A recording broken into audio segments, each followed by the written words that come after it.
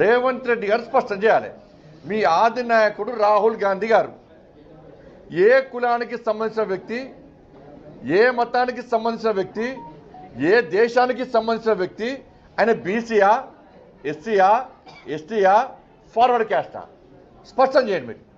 వాళ్ళ నాన్న ఫిరోజ్ ఖాన్ గాంధీ, వాళ్ళ తాత రాహుల్ గాంధీ గారి తాత ఫిరోజ్ ఖాన్ గాంధీ, వాళ్ళ అమ్మ ఆయన ముస్లిం, వాళ్ళ అమ్మ సోనియా గాంధీ క్రైస్తవురాలు, దాంతోపాటు ఇటలీ దేశస్తురాలు.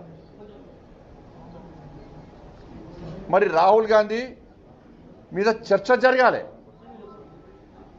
మీరు రాహుల్ గాంధీ గారిని మీ నాయకుడిగా బీసీ నాయకుడు అని మీరు ప్రోత్సహిస్తురా, లేకుంటే ముస్లిం అని ప్రోత్సహిస్తురా, క్రిస్టియన్ అని ప్రోత్సహిస్తురా, లేకుంటే వేరే దేశస్తులను ప్రోత్సహిస్తురా?